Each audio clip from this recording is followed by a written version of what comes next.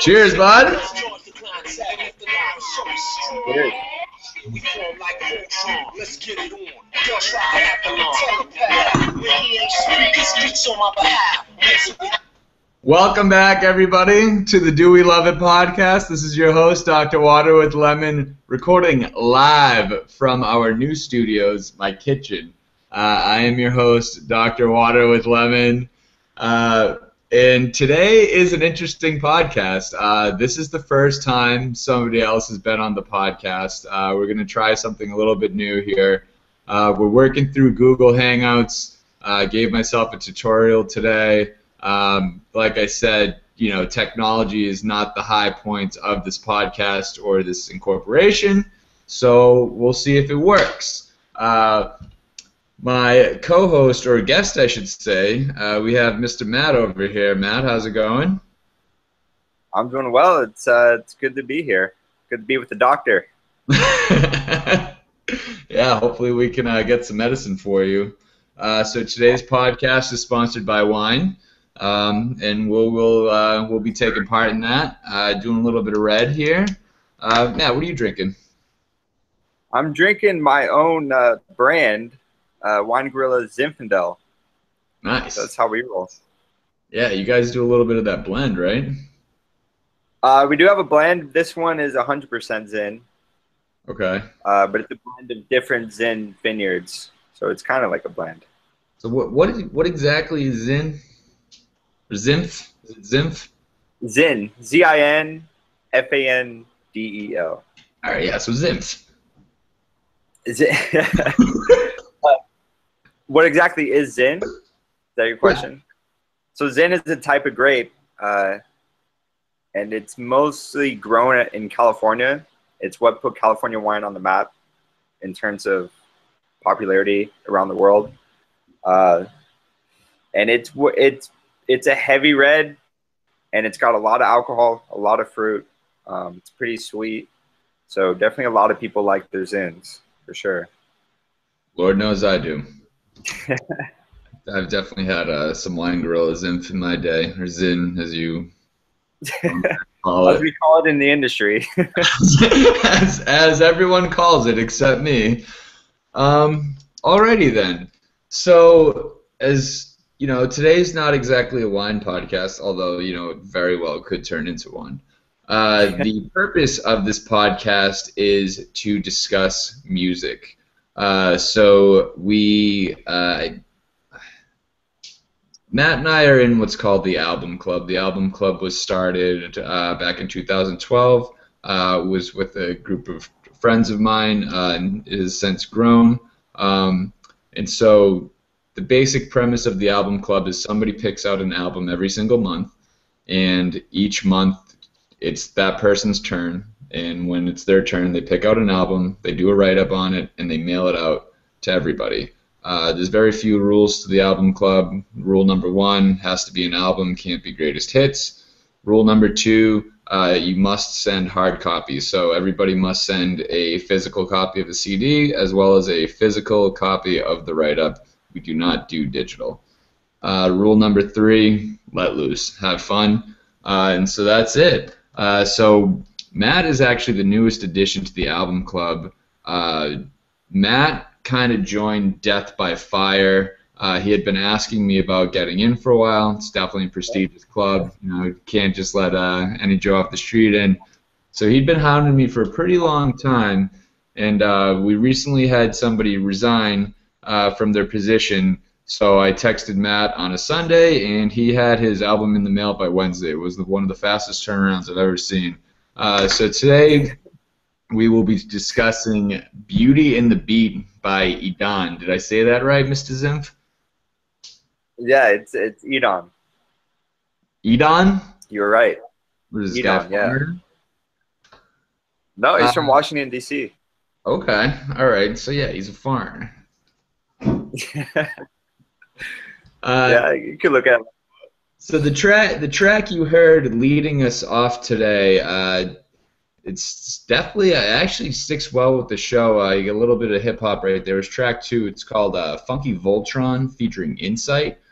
Um, Now, before we get too into it, Matt had in Matt's write-up, he was pretty brief, but I feel like he really hit the nail on the head. Matt said, when I listened to this album, I imagined it was created by a white rapper who had access to a time machine and went back to the 60s, took a shit ton of psychedelic drugs, rocked out with some bands, took those recordings back to his present time, chopped and sampled those sessions, made beats, and then, while still tripping, raped.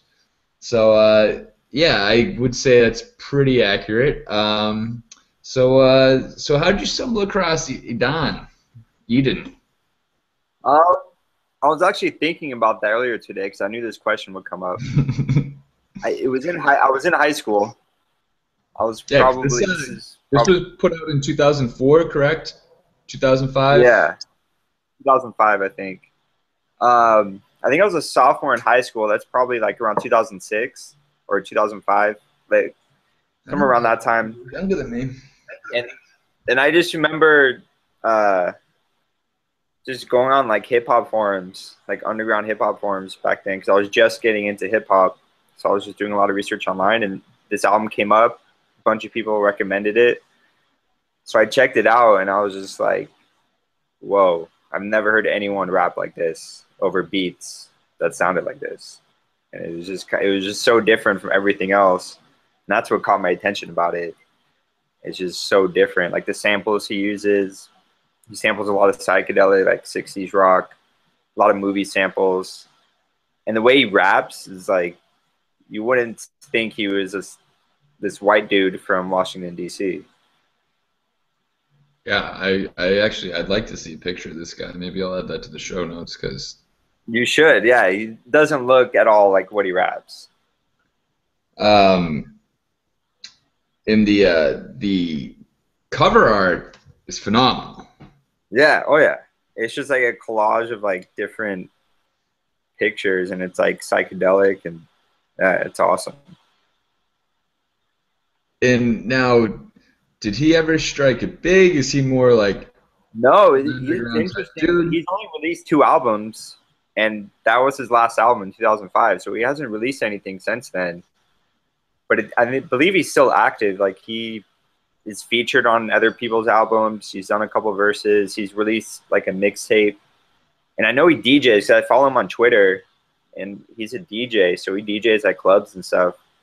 But he hasn't released an album, and he's pretty low key. Like you'll never hear about anyone talking about him, or you know Yeah, what I I mean, mean, he won't. Yeah, he's. I mean, in the underground hip hop community, most people know about him. If you're active in it, you know you've heard this album, you know all about it. But than that, he's kind of a mysterious person. yeah, I had never heard of him before. Not that I'm active in the underground hip hop community, but yeah, I had never heard him before. Definitely dug it. Definitely got into it. It there's a lot of speaking in it, which I like. There's some Yeah, dialogue, which takes you around. Um, Difficult to find when you're trying to do like research on the guy, especially because the album's name is Beauty and the Beat, so you get a lot of Justin Bieber yeah. popping up on Google searches. I didn't even know about that. Yeah, so for those of you who want to check the album out, dude, if you get Justin Bieber, that's not it. Probably not. The whole album is on YouTube. You can view it there if you'd like. Yeah, it's also on Spotify. So you can listen to it on there if you have Spotify. Yeah, yeah. I gotta get on there. Dude, it's pretty sweet. I was on there and then I was off, and now I'm thinking about getting back on. Get back on. I don't like how you can't have your own library. What do you mean? Like, why can't just Like you it be can't iTunes? like you want the actual file? Like what do you mean? Because you can create playlists on Spotify, and pretty much you can have your old iTunes. It syncs your iTunes library with Spotify. So all the playlists you have in your iTunes library, it'll create that on Spotify. I wish you could copy, like I wish you could take music from Spotify and import it into iTunes, because I think iTunes Okay. does a much better job of organizing. Right. No, I agree with you on that. Yeah. Because part of the problem I have with Spotify is, I mean, you know me, I have a very short-term memory. Yeah. And if I like listen to something on Spotify, if I don't put it in a playlist, like it's gone. Yeah. Forever. It's in the hole. It's on the line. It's somewhere on the line. And I just forget about it. iTunes Music. iTunes Music. iTunes has their own streaming service now, so maybe you should look into that. What do you mean? There's iTunes or Apple released their own streaming service that's like Spotify, but it's iTunes. So But you pay. I already like regular iTunes. I know, but you pay a monthly fee, and then you have access to everything on iTunes. Oh. Yeah. So it's like Spotify, but just Apple. But just better. I assume I haven't used it. So. Yeah, I mean, the iTunes library's got like a pretty wide range. Put it down. They knew what they were doing.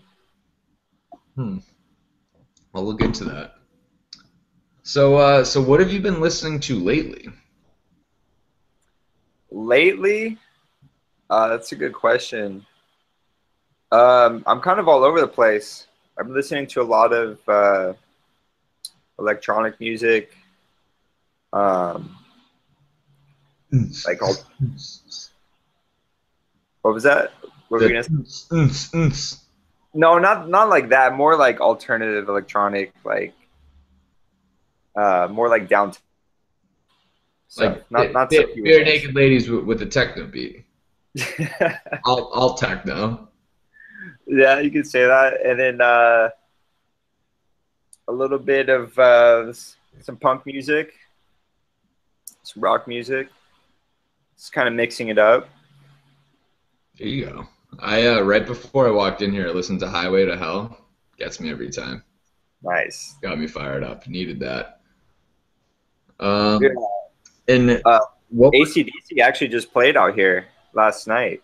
Really? At AT&T Park. There was a lot of complaints. AC/DC played at Wrigley Field recently, and they destroyed the field. You mean like all the people in the crowd just jumping up and down, destroying the field? Yeah, just stomped it up. Yep. That would happen. Yeah, Cubs are in a pennant race, so you know, got to do it. In terms of Beauty and the Beat, do you have a favorite track that you recommend, or in a album? He's playing right now. I don't think you can hear it, but is I See Colors, and he's just rapping about colors, and there's this awesome sample in the background. It's kind of a laid back track, but yeah, I just love the sample on it. It's like an old like soul. Can you hear it? Around the same time that rap music source first place. Nowadays, my aim's to be a kingpin for love. People drop my personality. Just a little sample for y'all. Yeah. So that track is always a go-to for me from the album. What about you? What's your favorite track? I really liked Fumbling Over Words That Rhyme. Yep. Track number 4. I don't know why. I mean, part of it is because I just like the number 4, so I think I'm always partial to the 4th track of a new album. I think subliminally, just like by the time it gets to 4, I'm just like, yeah, this is tight. Yeah, because you're in the flow of the album. You've gone past the intro. You've heard a couple of tracks. Now you're into the groove of it. You're in it. Yeah, I mean, it does, and it like, yeah, and you got it's kind of like drinking wine, or kind of like drinking a beer. Like the first sip of a beer is not going to be your best sip because you're just going to be like, especially if it's like a really strong wine or beer that has like a lot of character, a lot of balls, you know. Right. It's gonna knock you back. Like, whoa, like, what is this? I don't know if I like this. Dude, this is foreign, you know. And then like, Great comparison. 3 sips in, and on your 4th sip, you're just like, it's pretty good. Pretty good. Yeah, it's not as like if the wine is hot, if it has a lot of alcohol, like the first sip's kind of it hits you. You're like, whoa, like this is kind of strong. Like I don't know. And then after like your 4th, 5th sip, like you don't even notice it anymore. You're just drinking it, and you acclimate to it. Yeah, you're having a good time. All right, so like a strong wine, a good album is similar in the sense that if an album's really good and you're going through the course of the album and you're towards the end of the album, by the time it's towards the end of the album, you're so entrenched in the album that you just black out. Yeah. If it's a really good album, yeah, that totally happens. Similar to drinking a strong bottle of wine. Yeah. You just get by the time you get to that one wine, by the end of it, you black out. Yeah. That's awesome. We got to combine the two. You listen to an album and drink a bottle of wine, and then you'll really be good. You'll really like the album. It doesn't even have to what you like about it, but you'll like it. You won't be telling people about it, but you like it. Have you been to any shows recently? Yeah, I just went to a show about 2 weeks ago in Oakland. I went to see Eli. He's another white rapper from he's from LA, but he's in the group Living Legends, which is a pretty popular underground hip hop group. But yeah, he's really dope. I've seen him like at least 14 or 15 times live. Anytime he plays, I always go and see him. He's one of my favorite artists. So I went to that, really good time. I try to go to as many shows as I can. Anytime there's a show in Oakland or San Francisco, try and hit it. Yeah, you got to get on me. I haven't been to a show actually since I've been out here. Dude, you got to get out to Hollywood. Go see some shows. I know. I don't even know where to go. Scared of all the. You just got to go to Sunset. There's different venues. Just lined with it. Yeah. I'll check it out. Just go for it. I'm going? All right. You know what? Next weekend, I'm going to a show. Mark it down. Do we love it? Goes to a show. Do we love shows? We'll find out. Now, as you may or may not know, I'm a big fan of the library. I love going to the library. I've been to almost every library in the state of Rhode Island. Just my jam. Okay. Yeah. If somebody said, I'm going to go to the library and I'm going to get one thing, what would you recommend they pick up? Now, let me paraphrase this question. At the library, you can get a book on tape, you can get a book, you can get a movie, or you can get a CD. So I have to choose from one of those. It's not a specific thing. It's a certain medium. Wait, they have to pick between a book or a book on tape? Or is it a specific book? A specific, yeah. Like, what is like in your like number one go-to, very influential, like what would you, if you had to tell somebody to get either a book, an album, a movie, like what would you have them get?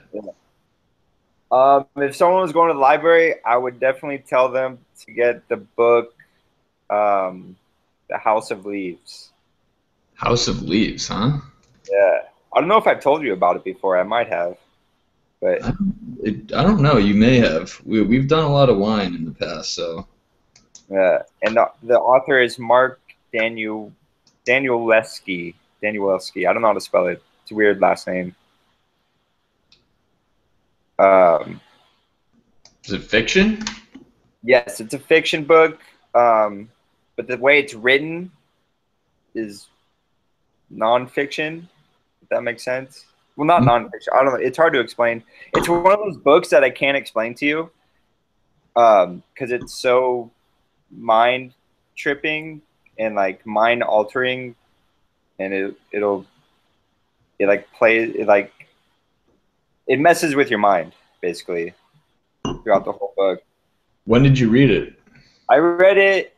A friend recommended it to me probably 4 or 5 years ago. And it's the one book I always recommend to people when they ask me for a book. I'm like, read this because it's gonna, like, after you read it, you're definitely, your mind's gonna be different. You're gonna think differently than before you read it. Okay, I can get behind that. Yeah. So I mean, on the surface, it's about this. No, not an author. He's a director and photographer. He moves his family into a house in the middle of Virginia, and he quickly finds out that the inside of the house is larger than the outside, which is physically impossible, right? Yeah. So then he starts, discovering new things, and he finds this new door that wasn't there when he first moved in. He opens the door, and it's just like black space inside the door. So then he starts taking trips into the black space, trying to figure out what's in there, because he's a photographer, so he wants to film it and, make a movie out of it. So he starts, taking more and more trips, and all the while, like, his family is kind of losing it. But you'll not be giving away spoilers. Yeah, so that's not even the whole book. So that's the main story, and then underneath it in footnotes is another story, and it's about this guy basically living in our reality. His neighbor, he lives in an apartment building. His neighbor died. He went into his apartment to a chest, found a book, and the book that he finds is the book that you're reading. Reading the same book that you're reading, right? That's what I'm saying. It's crazy. So then, so he's reading it, and he starts going crazy reading the book that you're reading. Oh my God. Yeah, and it's insane.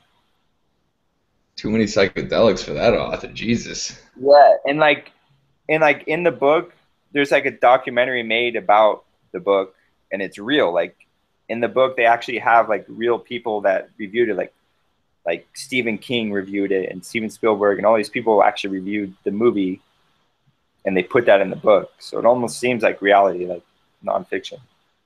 That is wild. Yeah, and the way the text is written is like sometimes you have to flip the book upside down, or there's only one word on a page, or the text is in spirals. Crazy, yeah. I mean, it's definitely not for the lighthearted. Like, you gotta. I feel like I could handle it. Yeah. I feel like that's up my alley. Yeah, it'll be a book that, like, you literally, like, you want to stop reading, but you can't. Sounds like an advanced version of Toy Story.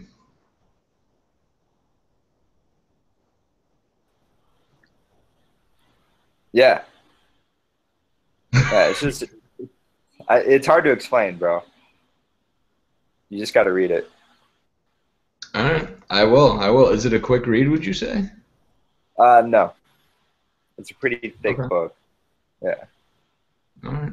I can get down with thick books. I'm not scared.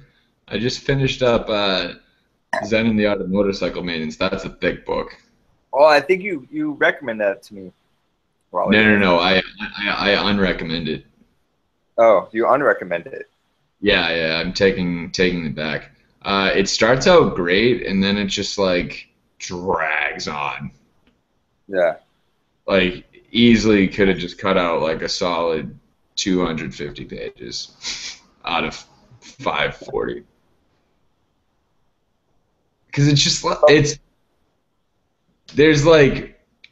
it's a two-part book in the sense, like, there's two stories going on. So it's the story of like this guy and his son doing their cross-country trip through like the Northwest, which is cool. And then there's like the story of this guy's inner conscious where he's constantly reflecting back to thinking about like this guy 20 years ago. Now, this guy 20 years ago that he's thinking about is him. So this guy 20 years ago was a teacher and like studied so hard to like prove this point that he went to an insane asylum. So then he finally got out of the insane asylum back with his kid, but like he's always thinking to his former self. He basically has multiple personality disorder. But like when he like talks about the mindset of his former self, it's just like, dude, shut the fuck up. Like that's all I could think the whole time. Like he just harps on the same shit and like it's so philosophical, like to the point it's obnoxious. And like don't get me wrong, like I mean you actually gave me the idea of Philosophy Friday, but I currently host Philosophy Friday, so I like some good philosophy. Don't get me wrong, but like it reaches a point, you know, and it it was a battle, like, and it was one of those things that I didn't realize I was getting sick of it until I was at page like 280, like 320 range. So it's like, all right, I've already read 320 pages in this book, but I have another 220 to go. Yeah, that's not fun. When you start thinking about when is this book going to be over, that's not good. Yeah, and it's like, with a book that long, it's like I'm more than halfway done, but I still have a long way to go. Yeah. So I unrecommend it. I did just read this book called Jesus' Son. You'd probably like that. Messed up. It's some messed up stuff. It's basically just 10 short stories of a heroin addict. It's great. Damn. Yeah, that sounds interesting. Yeah, it's only like 100 pages long. Quick read. I did it in a day. NBD. Yeah. Yeah, it's nice. Yeah, good for you. Yeah. All right. Well, glad we touched upon the library question. I got one last question for you. Now, you, from what I understand, have some cooking skills. Cooking skills. Who told you that? I remember going back in 2009. 2009, we were in London. We got a bite to eat. And you told me about the food revolution. Okay, yeah, I remember that. And you were like talking about like different stuff about the food revolution. I still have the book, by the way. I haven't fully read. It's one of those books like I started reading and it's very fascinating, but like I almost don't want to read. It is one of those books that you're just like you just feel like an asshole reading it because like you're contributing to all the shit that they're talking about in the book. Right. And I'm like, 6 years later, like it's still in the back of my mind, and I'm like, I'm gonna just continue pleading ignorance for now. So I'm like, I got like a decent way into it. And I'm just like, I gotta put this down. I can't handle this right now. But yeah, putting that aside, I have been working on my cooking skills lately. Not getting too far. I made one of the best steaks of my life today, though. Got that grill heated up like real hot, like. And seared it on both sides, 4 minutes apiece, and it was I picked the steak up. I mean, it was high quality steak. It was probably $18 a pound, but you know, gotta spend stuff. So sometimes you gotta do. What's your go-to dish? Right now I'm really into stir fry. So I'm cooking that a lot. Just with like I just get like a ton of vegetables, like carrots and broccoli and snow peas and what the hell whatever. What? What are snow peas? Snow peas are like they're typically in Asian dishes. They're like they kind of look like string beans. But they're not. Can you substitute string beans if you don't know what snow peas are or where to find them in the grocery store? Not that I don't. They're in the veggie section. You should be able to find snow peas, and they just add like a crunch. They add like a crunchy texture I'll to ask it. someone. Yeah. My local. And then I'll add in chicken and saute it with some Asian stir fry sauce, and then Oh yeah. yeah, just cook it. Put some rice in there. Pretty simple. And so that's your go-to. Right now, I usually rotate through stuff. Now, what's your favorite dish that either your mom or dad makes? Ooh, my dad's a really good cook. He's always cooking. I really like my dad's uh, lamb chops. My dad does really good lamb chops. Now, does he like share the skills? Um, he's not really a teacher. Like he'll just cook. Like he doesn't say, "Hey," like if I like asked him to show me, he would just be like, "Okay." He would just be like, "Watch what I do." Yeah. And it's like with cooking, it's so hard to just watch people cook and then learn. Like it's hard. You have to be involved in some way to learn. Yeah. Definitely got to be hands-on. It's Yeah. actually similar to having to set up an interview style podcast. You can't just watch people do it in order to set it up. You actually have to do it. So I can relate. You need to have. Yeah, you need to be hands on. I picked up some seasoning from the Oh beef wow, pound. that's Uh, real seasoning right there. oh yeah. I mean, straight up $8.98.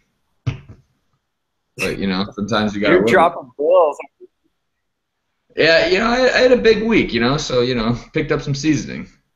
The thing about seasoning though that kind of sucks is if you get bad seasoning, like I've never run out of seasoning. I've never like just used up all the seasoning for anything.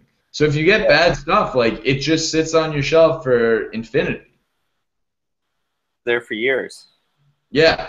So I think like now that I got like this bad boy seasoning, like I mean this thing is 13 ounces too. It's a big bottle of seasoning. We're not talking about like any of this Target bullshit. I might just straight up throw out all my seasonings. I think I'm gonna clear house. I think it'll make me feel better. It'll declutter things, and I think I'm just gonna go all in with the Beef Palace season. You don't think you'll get tired of it? No, like I had it today, and it was just it's like it's a symphony. It's a symphony in my mouth. There's just like They got first your violin is just crushing it, just it's delicious. Fellow going strong. Yeah, I'm about it. So yeah, I think I'm gonna declutter the kitchen a little bit and just because like I have crap seasoning. Like basically, like if I go to some type of because I work like my clients work in the food industry, so sometimes I go to like these bio conventions and they're like, oh yeah, here's like a sample of seasoning, and I have all these shitty seasonings, and they're just like in my house, and like I've used them once, I'm like, like I don't know about this, and now they're all over the place, and it's like, all right, there's only two ways to get rid of it, with it being empty, which means I have to use it on 300 meals, or I can just throw it away. But like, and it hurts me to throw it away, but at the same time, I think mentally it'll be a good thing for me just to get rid of this garbage. Like I'm gonna get like, all right, I went into the friggin' gym last week, and they were giving away free samples of Tide deodorants. Like, why the fuck do I need that? Why do I need that? I don't know, but I got it. I have one. It's sitting in my desk drawer at work. I'm never gonna use it because I have Old Spice Pure Sport, and those are the best sticks in the game. So, well, there are some times when you need like an emergency, underarm stick. If you just right, there are those times, but like you don't have it with you because that's why it's an emergency. Because you haven't prepared and you're just like, I'm screwed.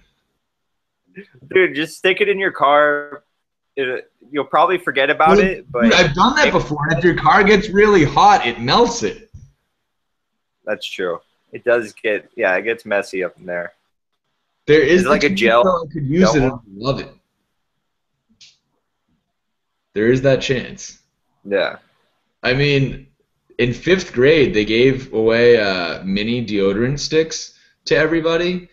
And the mini deodorant sticks they gave away in 5th grade were Old Spice Pure Sport, and that's what I use to this day. Wow. So you've been programmed to like that. Yeah. You're just yeah. I mean, 5th grade, when I was in 5th grade in 1999. How do you remember that? I've been using Old Spice Pure Sport deodorant for 16 years. You should write a letter to them explaining your situation. Dude, and the crazy thing is like, a lot of my buddies from my hometown use Old Spice Pure Sport.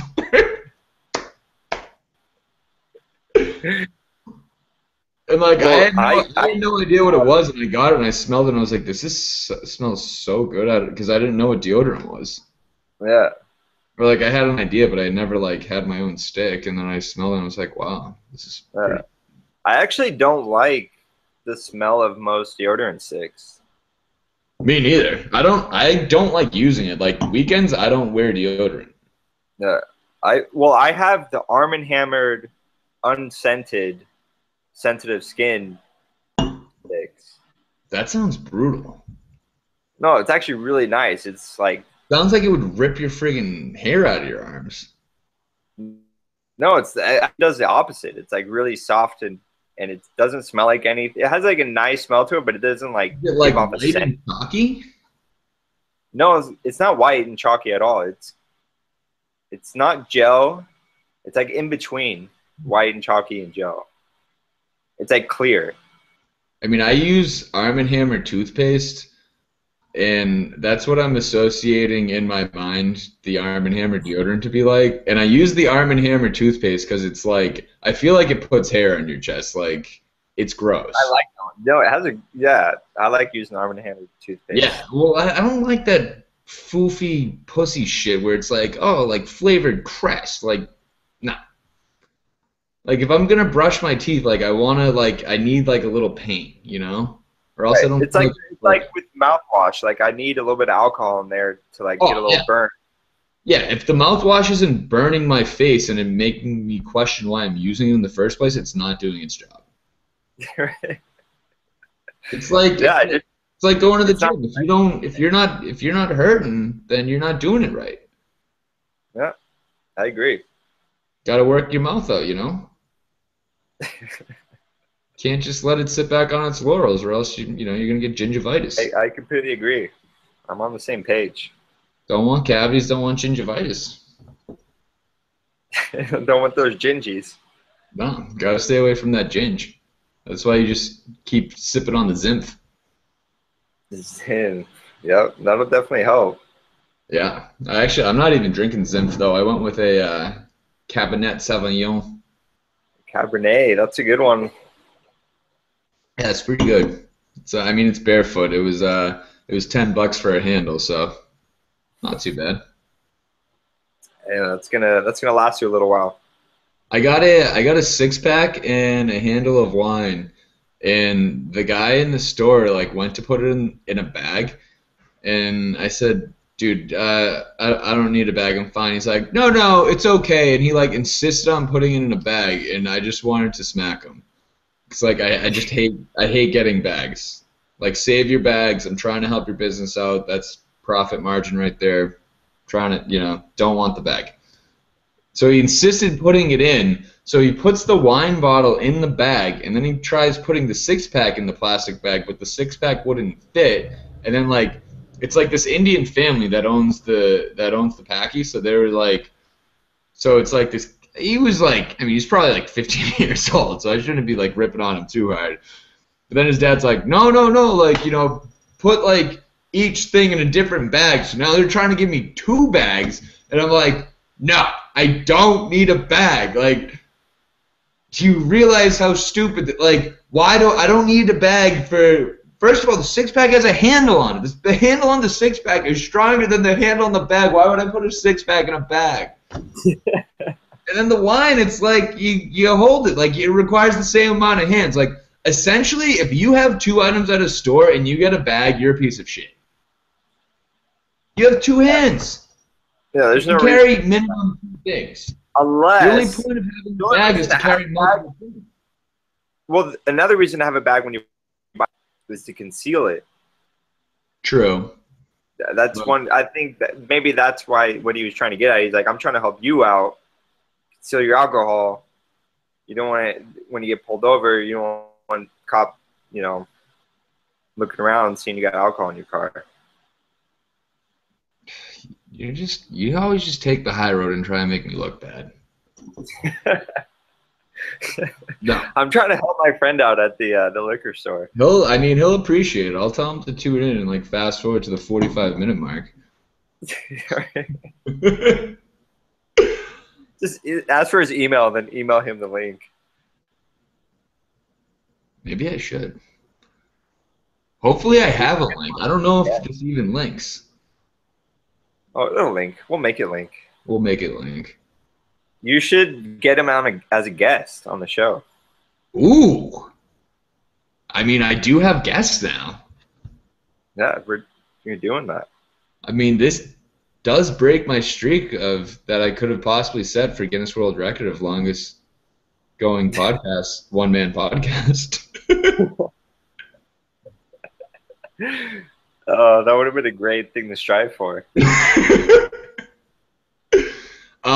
Dude, so I have to look into it further, but I think I'm going to try and podcast on an airplane and have the highest altitude podcast of all time. Oh my god, dude, you got to do it, and you got to get like the stewardesses on the show. I know that's what it's like. Do like philosophical questions on an airplane. Like, who's the worst type of person to be on an airplane? And like can we have everybody vote? Like everybody point to the person you hate the most on this flight. Just vote them off. Kick them off the plane. But like the thing is I thought of this idea a while ago. So I've been on like 10 airplanes since thinking of this idea, and I always kind of like scope it out, like planning it out. Airplanes are like tense, man. Like everybody's like sitting there quiet, and if anybody talks, everyone's kind of just like, what the fuck, you know? That is true. Everyone's a little nervous. I think in order to do it, I can't just go on the plane and do it. I think I need to let everybody know. But before doing so, like I need to do my research in terms of like, will this be a world record? Like I need to cover all my bases. I can't just go in there and be like, yeah, I'm pretty sure it'll be a world record if everybody just wants to, just let me podcast right now. Dude, you should email Guinness and be like, I want to make this a world record. That. But if you email the NASA, like, I want to start this new thing. Yeah. This new record.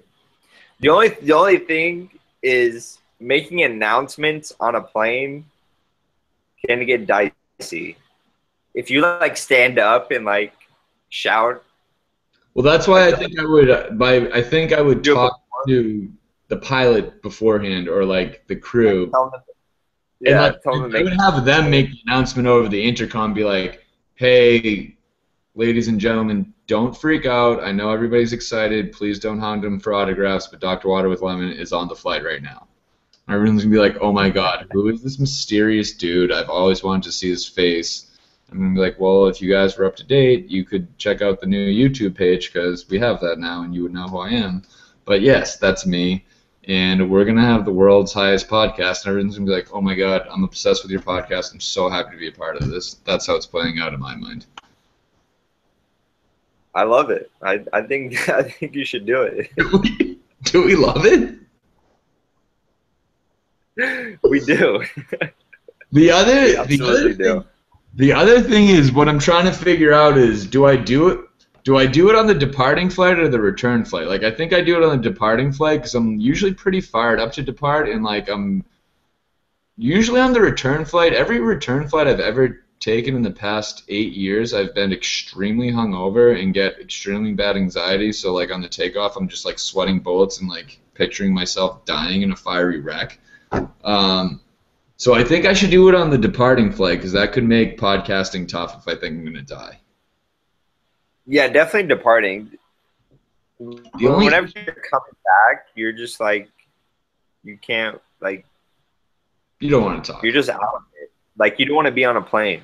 You're No. like, I just want to be home. Yeah, the mindset's totally different. Now, the only issue I've had with that is I think the departing flight's the way to go. But normally when I'm flying, I normally fly east because, you know, that's where my family is and everything else in this country actually is east. So I usually fly at midnight. Okay. So I'm always taking time. So they're going to be trying to sleep. They're not trying to be on Right. But a lot of podcast. I am going to Hawaii in November, and that's a I think that's like a 1 o'clock flight going west. Like 1 o'clock in the afternoon going to Hawaii on a Saturday. Yeah, that'll be perfect. People will be drinking. That's the time. Yeah. People will be amped up. Yeah. Okay. All right. For all those who are still actually listening to this episode, first of all, I applaud you. Second of all, put it in your calendars, November 8th. We're setting a world record. Dude, you got to be able to tune in live on that one. That's going to be a live podcast. Ooh, yeah. Like stream it through YouTube and just just get it going. Dude, I'm down for that. All right. The date is set. World record podcast. Dude, I'm serious. Like, email Guinness and see what you can find out. All right. I'm going to do that. I think on that note, like, we should end the first career interview. That sounds good to me. It's been a great interview. It's been any parting words? Any place where you'd like people to find you? WineGorilla.com? WineGorilla.com. You can follow me on Instagram or Twitter at mmarella, MRAILLA. And yeah, you can catch. I usually post a lot of music stuff. So if you're looking to find new music, I'm always posting stuff or books. We'll include that in the show notes. All right, that sounds good. All right, adios. Have a good one. I